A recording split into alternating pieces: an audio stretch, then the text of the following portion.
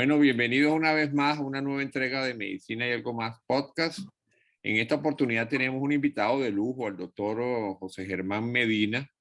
Él es especialista en ortopedia y traumatología, egresado del Hospital Vargas de Caracas.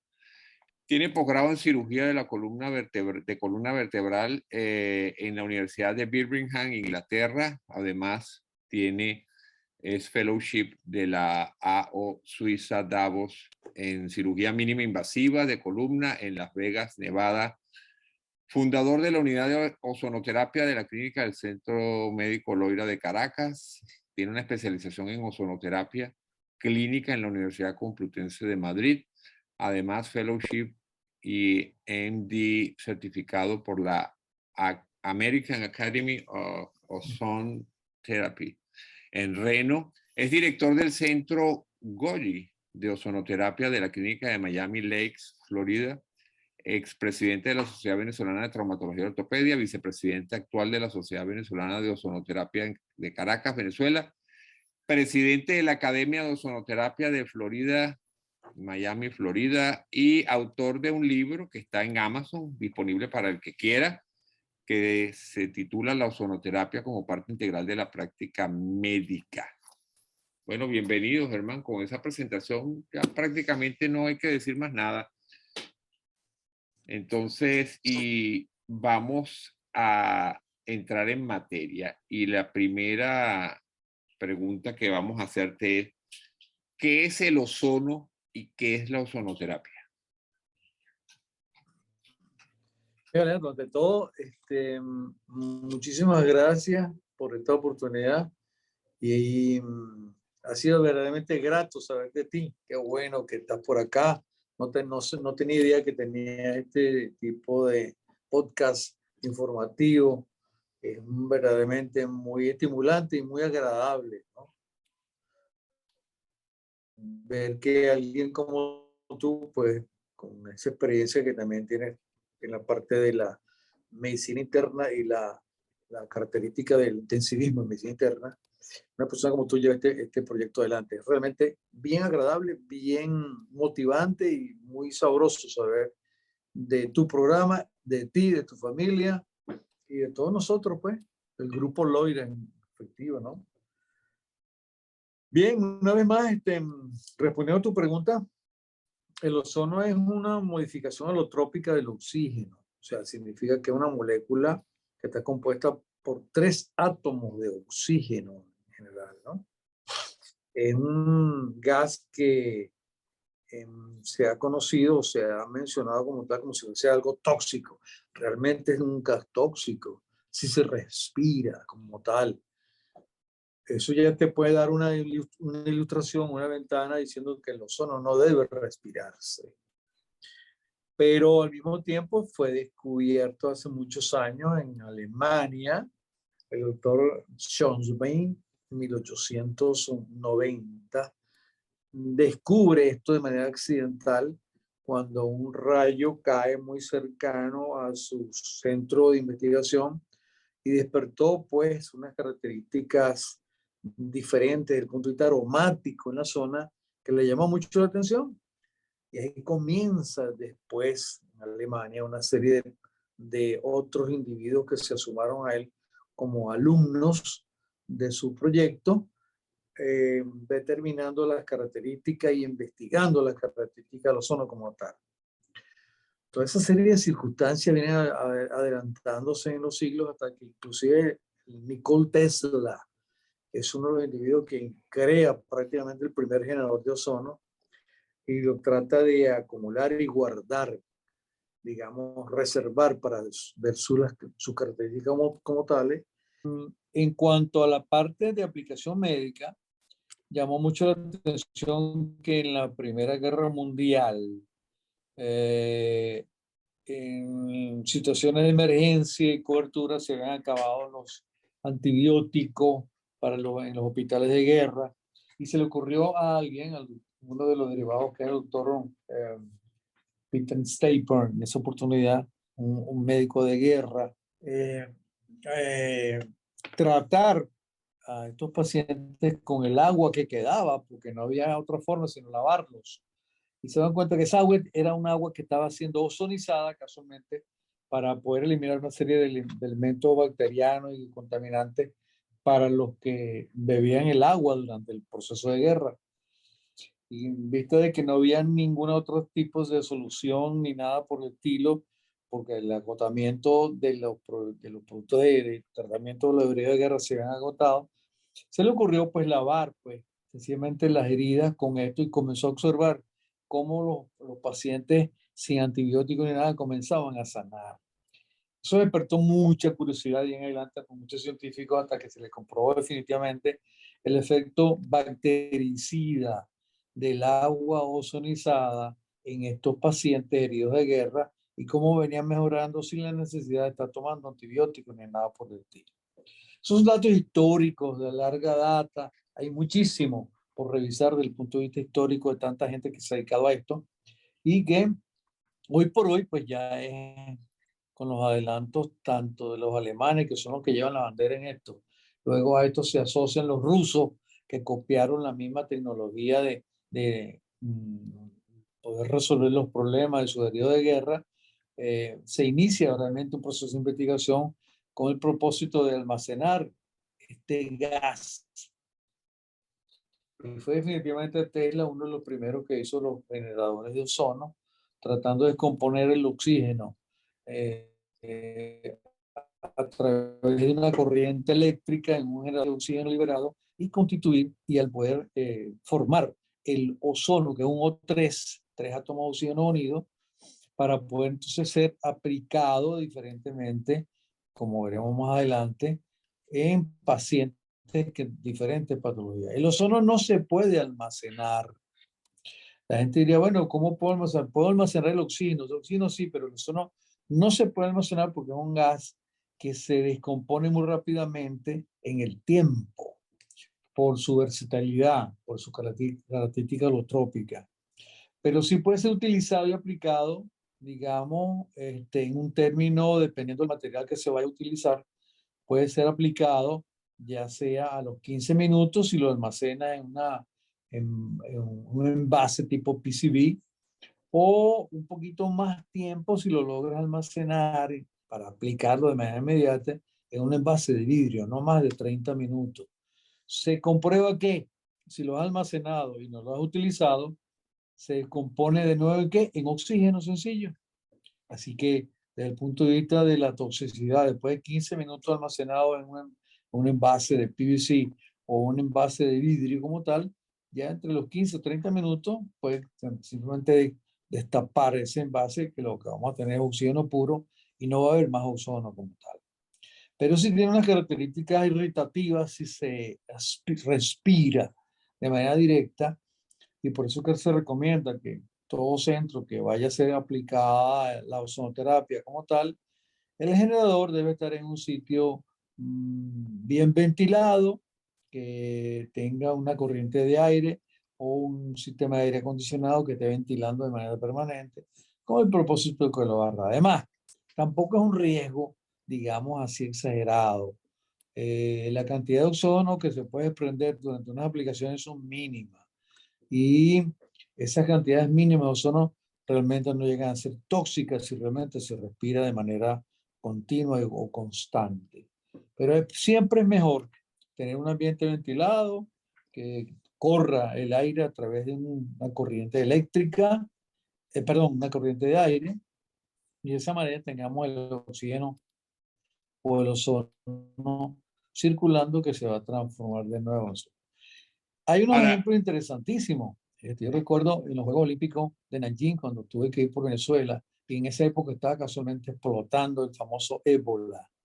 Pero ya teníamos los Juegos Olímpicos encima, estábamos todos en Nanjing, y aquel lío grandísimo recibiendo los chinos a gente de todo el mundo para los Juegos Olímpicos.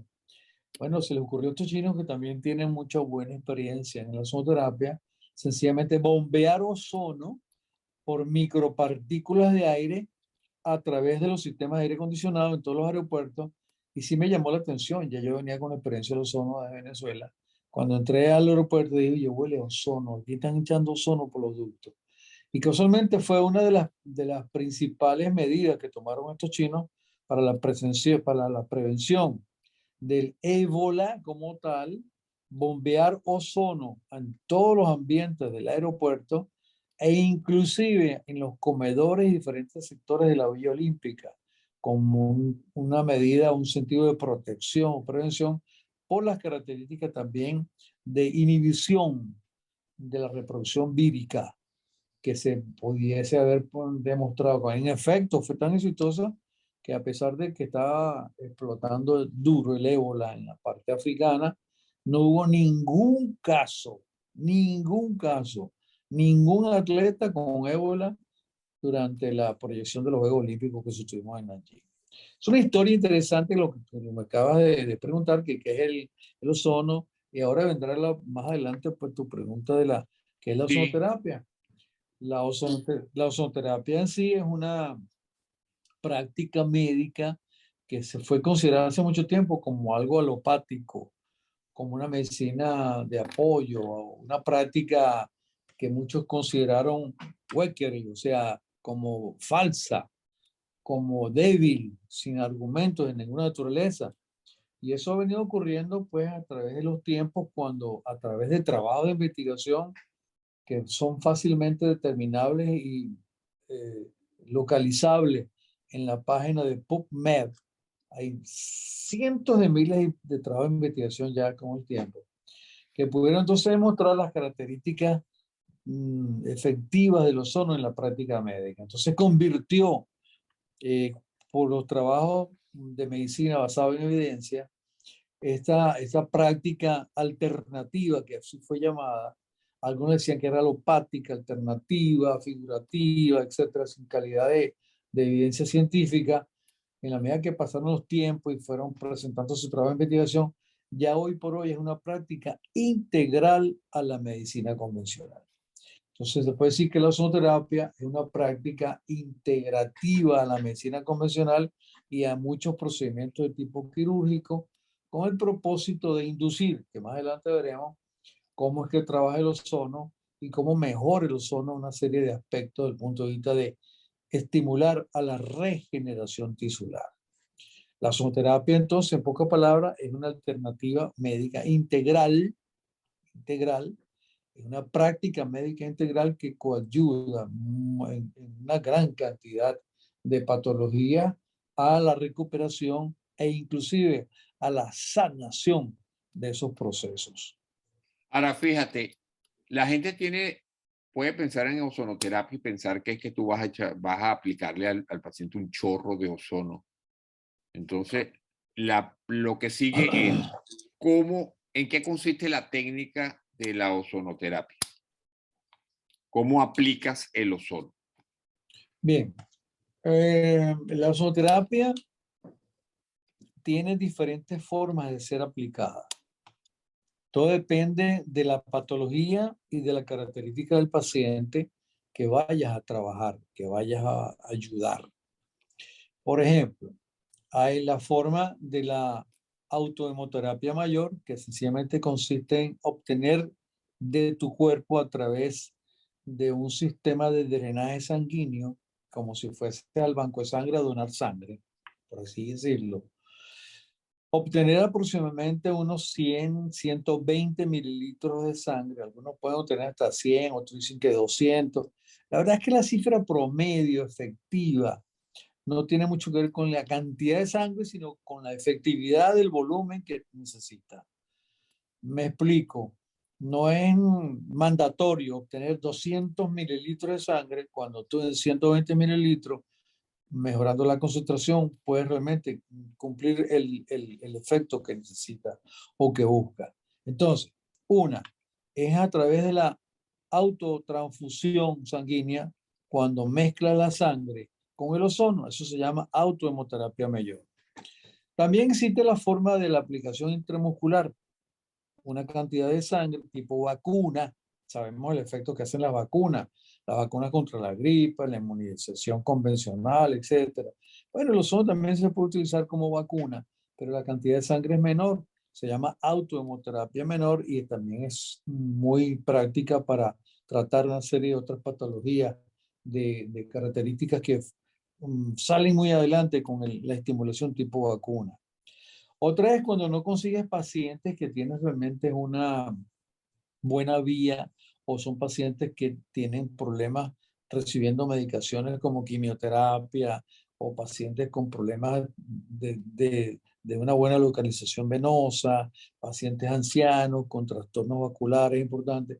Bueno, pues en vez de estarlos agrediendo como tal, se le ofrece la alternativa que conocemos muy bien, como es la aplicación de un medicamento por la vía rectal, como lo fueron los supositorios o como lo son los supositorios, donde esa medicación se absorbe a través de los plexos hemorroidales, pasa directamente al sistema de vena cava inferior, llega al hígado, donde generalmente se producen todos los efectos desde el punto de vista de combustión hepática y la descomposición de lo mismo para obtener la efectividad del medicamento.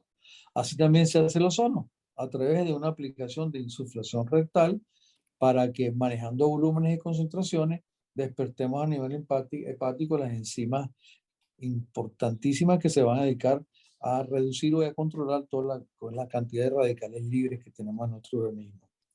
Pero también hay otras formas de aplicarse, dependiendo de las patologías que vayamos a tratar. Si un problema, por ejemplo, de una artrosis de rodilla deformante, severa, importante, existe la aplicación intraarticular, tanto en rodilla como en una cadera, que tengan realmente criterios para lo mismo, porque no es para todo tipo de artrosis, sino una artropatía severa que realmente no hay otra alternativa sino la prótesis. No hay que perder tiempo ni tampoco hay que engañar al paciente diciéndole que aplicándole ozono le va a hacer la curación. Mentira. O sea, hay clasificaciones importantes y hay cuadros específicos para la aplicación de los mismos sin llevar a riesgo al paciente y sin mentir al paciente. Y después vamos a hablar de una serie de otras circunstancias que están pasando en muchos países, entre ellos Venezuela, donde se está utilizando la práctica de la ozonoterapia más con un criterio mercantil que con un criterio de tipo científico. También se puede aplicar a nivel paravertebral o dentro de los discos de la columna que están herniados, pero que sea una hernia que esté contenida, importante, y no que sea una hernia obstruida o migrada. ¿Por qué? Porque si tú colocas el ozono dentro del disco, una hernia que esté contenida, pero que esté haciendo una compresión radicular importante, entonces el ozono va a producir una deshidratación de los componentes o puentes hídricos que constituyen el núcleo pulposo, que es el que migra a través de la fibra del disco, pues del anillo fibroso que ha tenido problemas de su fibra y que permite la destrucción la progresión del núcleo pulposo y que comprima la raíz. Nada vamos a hacer, nada vamos a hacer administrando ozono dentro de un disco cuando una hernia está destruida o ha migrado. O sea, hay criterios importantes. Y luego también se pueden hacer las aplicaciones paravertebrales en pacientes que han tenido patologías de columna vertebral como una síndrome de espalda fallida, mucha fibrosis allí que producen realmente una importante restricción de la movilidad con dolores continuos de esos pacientes ahorita. De manera tal que tenemos ese tipo de aplicaciones y existen otras como son los problemas cuando hay la fibromialgia severa, donde la aplicación son los puntos gatillos que se están describiendo en las patologías de fibromialgia múltiple.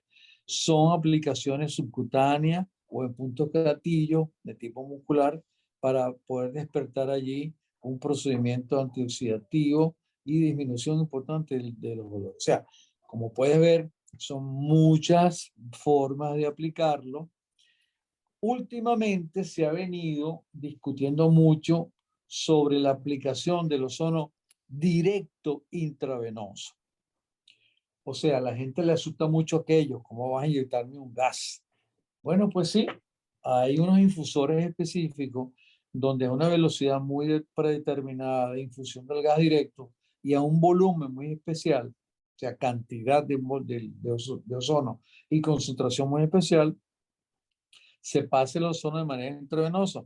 Hay algunas asociaciones que están en contra de ello por las características de que puede inducir a un tromboembolismo, un embolismo pulmonar, etc. Sí, sí es cierto. Si lo pasa de esa forma, puede llevar a ese tipo de problemas. Pero si lo administra de una forma bien dirigida y muy consciente, pues la efectividad del ozono se dice que es mucho más rápida que mezclándola con el eritrocito, que es el transportador del mismo. Yo particularmente no lo hago, primero porque en Estados Unidos no está permitido, y segundo porque realmente no hay trabajo verdaderamente de aquellos individuos que se han dedicado a hacer esto, a registrar la diferencia entre una y otra cosa. O sea, este tipo de aplicación está más lejos de ocasionar un daño que de realmente reparar algo. Aunque se han descrito una serie de trabajos últimamente en pacientes trabajados en COVID, en estado realmente muy severo, muy grave, donde han comenzado a hacer las aplicaciones por vía intravenosa directa a través de un portal y han obtenido algunos resultados de rescate de pacientes, pero son contados con los dedos de la mano.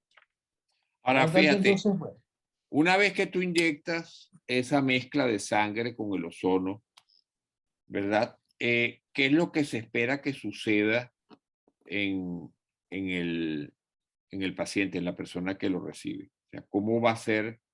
¿Cuál es el efecto que tiene el ozono? Por supuesto que eso va a variar dependiendo de la patología o de la enfermedad en la cual lo uses. Pero podemos, por ejemplo, como tú eres traumatólogo, pues vamos a hablar un poco más sobre, por ejemplo, lo aplicas en una artropatía, como dices tú, una enfermedad articular, o lo aplicas en cuando hay una hernia discal. ¿Cómo actúa ese ozono? ¿Qué hace específicamente el ozono? bueno, vamos a partir de lo general y después vamos a lo específico. Ok, El ozono cuando se administra, por ejemplo, por vía sanguínea, mezclando la sangre con el ozono, es un procedimiento que tiene que ser bien conocido de la manera de que pueda entender tanto el paciente como los que están presentes hoy tú mismo, cómo es que realmente el ozono va a actuar. ¿Por qué se pone el ozono mezclado con la sangre? Es la pregunta ideal. Bueno, pues sí, es la idea porque el ozono en sí, teniendo los eritrocitos, son los elementos transportadores del mismo. Entonces, ¿qué ocurre? Cuando tú tienes una cantidad, un volumen de sangre y lo mezclas, que por cierto, tiene que ser a partes iguales. Si sacas 30 mililitros de sangre, tienen que ser 30 cc mililitros también de ozono. Lo que varía es la concentración para que después puedas calcular la dosis.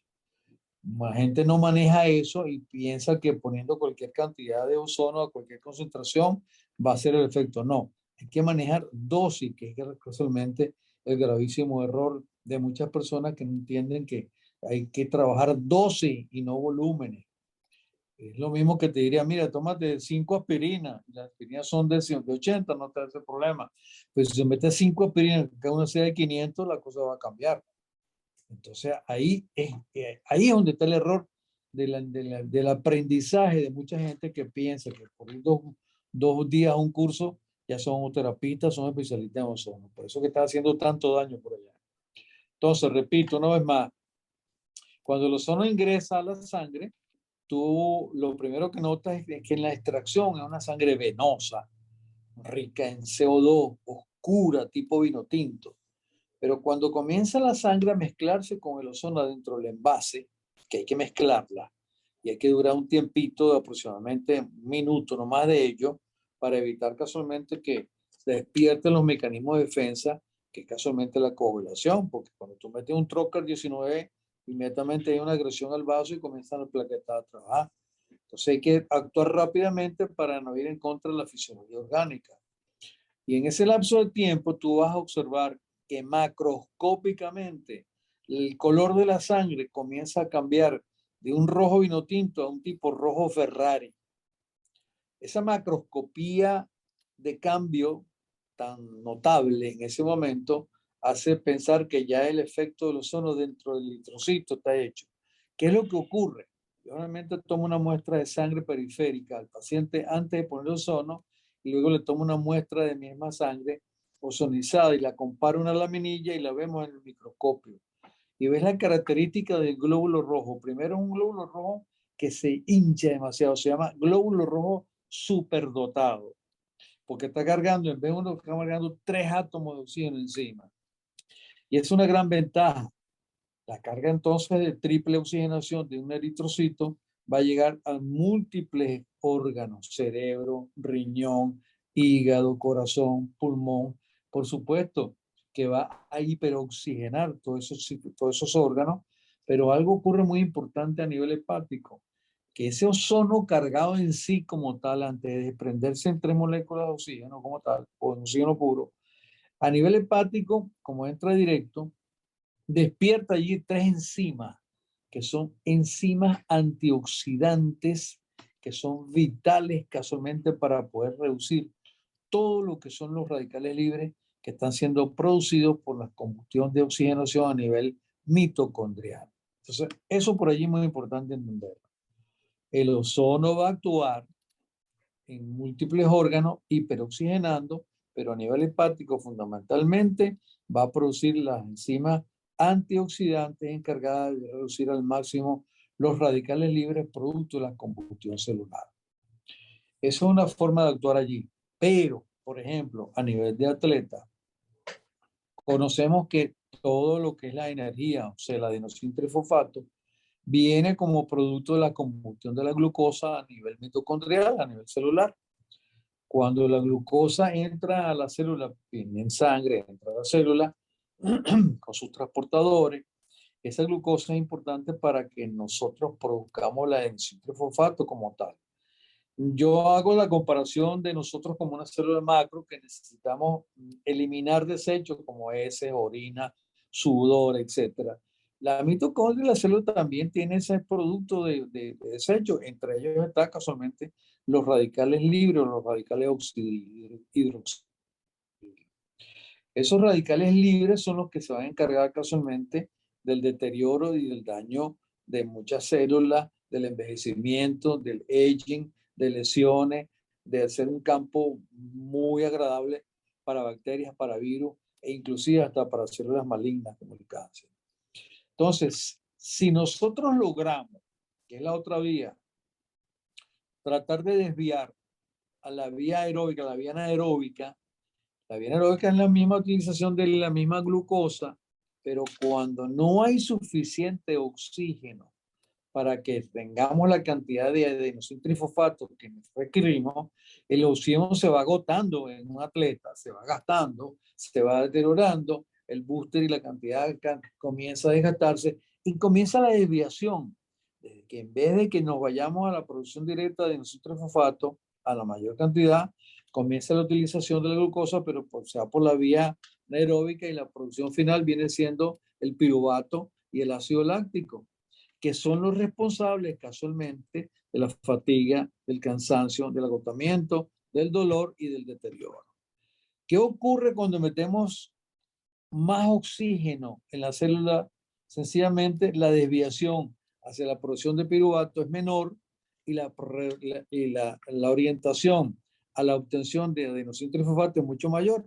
Por eso es que el atleta o cualquier persona rinde mucho más porque está recibiendo un booster en la medida que pasa el tiempo de oxígeno por la cantidad de acumulación de eritrocitos superdotados que están haciendo el trabajo.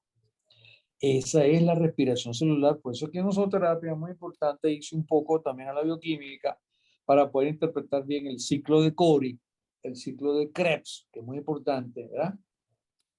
Para poder analizar realmente cómo poder entender los elementos importantes de la respiración celular y cómo actúa el ozono. Así, por esos lados va el ozono. Ahora, en la parte micro, que vayamos a lo específico, que fue la que mencionaste, el ozono tiene un efecto muy importante en procesos de degeneración del cartílago articular. Los condrocitos, por circunstancias muy particulares o por un problema de tipo inmunológico particular de cada paciente, propio de cada paciente, va a traer como consecuencia que su organismo luche con su organismo y comienza el deterioro del cartílago articular, por así decirlo. La deformación en la artritis reumatoidea, que es una enfermedad de tipo inmunológica que nadie sabe todavía de qué despierta, pero se sabe que es cuando tu organismo pelea contra tu propio organismo y comienza los problemas de tipo de defensa y de degeneración. entre ellos la parte de degeneración orgánica tisular desde el punto de vista cartilaginoso. Pero se ha demostrado que la hiperoxigenación dentro de una estructura articular, como por ejemplo la rodilla, estimula a los condrocitos deteriorados e estimula la formación de agreganos para que los agreganos de sí comiencen entonces a generar más condrocitos reparables. Por eso es que se ha demostrado ya con mucho trabajo y medicina basada en evidencia cómo el ozono puede mejorar un paciente con una artrosis de rodilla leve a moderada, sin tanta deformación, para que pueda mitigar la inflamación, el dolor y ver cambios regenerativos a favor. Se puede aplicar igualmente a nivel de la cadera, una cadera que tenga las mismas características de una artropatía leve a moderada e igualmente a nivel de hombros y pequeñas articulaciones. Es importante notar esto porque definitivamente el trabajo que produce el ozono es estimulación de la formación y regeneración tisular de los condrocitos. Y eso mejora, por supuesto, sobre todo la calidad de vida de cada paciente. En la parte degenerativa de columna, por así decirlo, pues ya entendemos, como dije al principio, cómo actúa a nivel de las hernias discales, pero también se puede aplicar para dolor lumbar crónico. Eso es importante. Sabemos muy bien que el dolor lumbar crónico, al igual que otros dolores de otras regiones, todo es producto de los mediadores químicos que despierta nuestro organismo por la lesión. Es importante que la gente entienda qué son los mediadores químicos. Los mediadores químicos son productos, son sustancias, enzimas muchas veces, que se producen en nuestro organismo, que son responsables de estimular a nivel nervioso, sensitivo, una serie de receptores que van a inducir a través de señales que envían al cerebro de que hay dolor y que hay molestia. Esas sustancias las conocemos todos, la bradicimina, los proteoglicanos, la histamina, toda esa serie de mediadores químicos que son producidos por nuestro organismo. ¿Cómo se combaten esos mediadores químicos? Bueno, con medicina, con farmacología, con química. Ahí tiene los inhibidores de la COX-2, el meloxicam, el diclofenac, los esteroides, etcétera, etcétera. Resulta que esos mediadores químicos a nivel de columna, por así decirlo, a nivel local, y otra estructura de tipo orgánica o periférica, generalmente la mamá, por así decirlo, la criatura, la encargada de la estimulación de esos mediadores químicos está la fosfolipasa A2. Esa fosfolipasa A2 fue descubierta como la despertadora de los mediadores químicos que producen el dolor. Bueno, el ozono simplemente, por lo menos comprobado a nivel de columna, a nivel de patología de columna vertebral, inhibe a la fosfolipasa A2. Al inhibir la fosfolipasa 2, ya tenemos entonces la opción de que no tengamos mediadores químicos que vayan a producir dolencia. Por eso es que cuando se administra ozono, yo particularmente quito la toma de toda medicación, porque no se justifica. Si voy a inhibir la fosfolipasa 2, no van a haber mediadores químicos. Pero al mismo tiempo que inhibe a la fosfolipasa 2 como encargada de la liberación de mediadores químicos, encargada de la producción del dolor, la ozonoterapia, al liberarse también, mejora la hipoxia de la zona, induce por la hiperoxigenación a una regeneración de un tejido, de una célula que estaba afectada. Entonces, hay regeneración de estructuras que han sido agredidas allí. Por eso que funciona también en los casos de espalda fallida, en cicatrices severas dolorosas, en adherencia, porque ese es el mecanismo de acción del ozono a nivel celular, microscópicamente descrito y estudiado.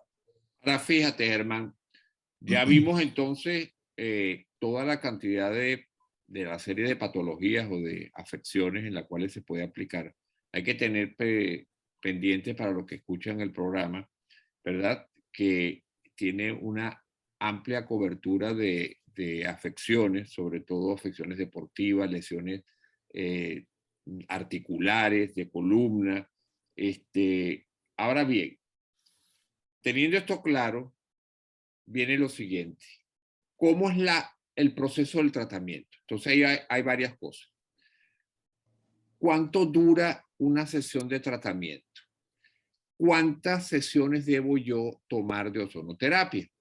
Luego, ¿debo quedarme hospitalizado o es una terapia que es ambulatoria? Quiere decir que la tomo, el doctor Germán Medina me hace mi sesión de ozonoterapia y me puedo ir a mi casa. Y la cuarta pregunta en esta sección del tratamiento es, ¿cuánto tiempo debo esperar yo o espero yo que surta efecto esa ozonoterapia? Porque tú me dices, ok, yo suspendo todo tratamiento analgésico, entonces asumo que básicamente el inicio de los efectos son inmediatos. Entonces, ¿dónde se realiza el tratamiento? ¿En qué condición? Ambulatorio, tengo que quedarme hospitalizado, cuántas sesiones debo darme, por supuesto a lo mejor eso va a variar dependiendo de la patología o de la enfermedad, y en cuánto tiempo debo esperar el efecto. Bien, la práctica de la ozonoterapia, dependiendo pues de lo que tú vayas a tratar, tiene una serie de protocolos que hay que seguir. Voy a ponerte algunos ejemplos. Es un abanico muy amplio, porque son aplicables a tantas y a tantas patologías que muchas veces es muy complicado uno, digamos, ofrecerlas todas, porque habría que abrir un centro enorme, que después vamos a hablar de eso, con un proyecto que tenemos para Venezuela. Pero bueno, en sí, lo más frecuente, patología de columna, patologías articulares, eh, fibromialgia, enfermedades autoinmunes, cáncer, etcétera, etcétera. Cada una tiene su protocolo. Inclusive hay una versión muy novedosa que te lo voy a mostrar luego. Que se trata casualmente del tratamiento de niños autistas con ozonoterapia en sí. Ahora, estos protocolos varían dependiendo de la patología, de la enfermedad a tratar. Primero, no requieren hospitalización de ninguna naturaleza.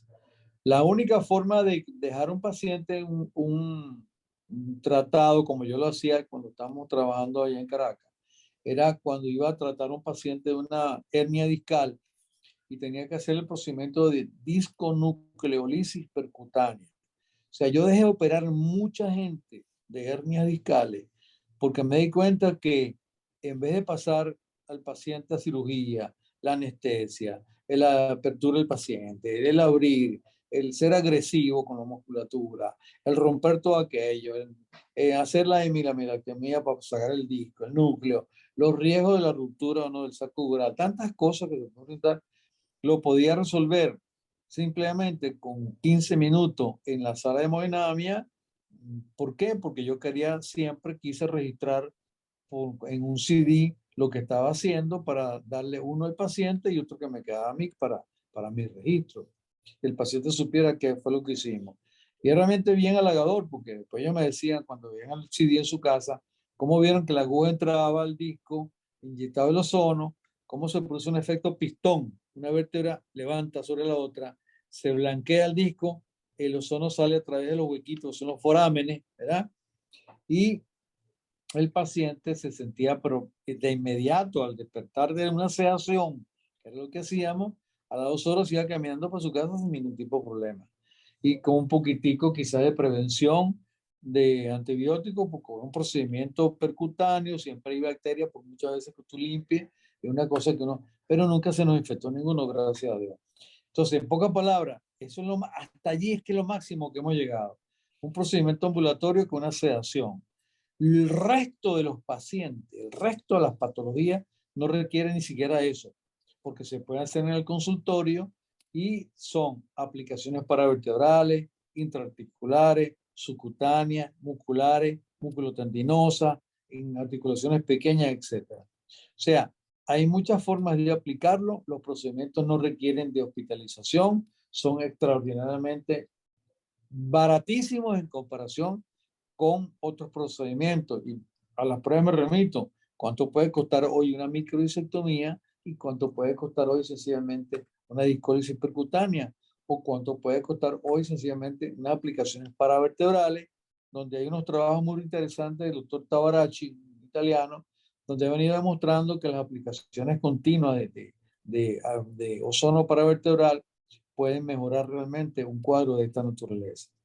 Ahora, el número de aplicaciones, todo depende también de la patología.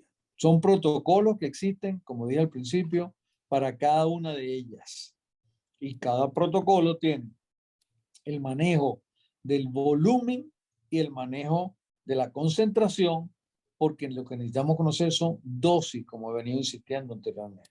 O sea, tú tienes que manejar dosis y no manejar criterios de volúmenes o concentraciones como tales a cualquiera siniestra y al otro, al diestro, al siniestro, al invertido, al de abajo. No, cada paciente tiene una patología que puede ser clasificada como igual en cuanto a un diagnóstico, pero en cuanto a su comportamiento, ese paciente va a reaccionar distinto.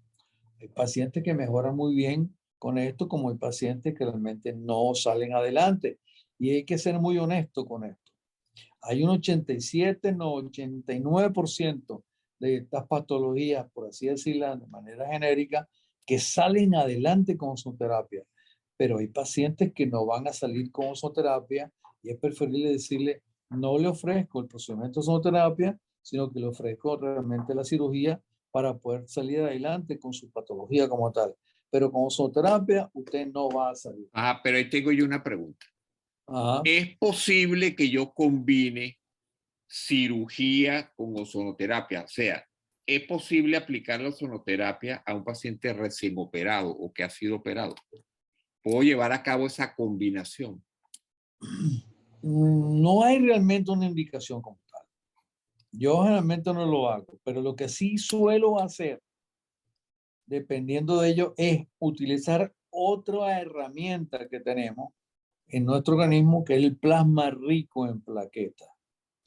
Y ese plasma rico en plaquetas lo llego a activar con el ozono. ¿Con qué propósito?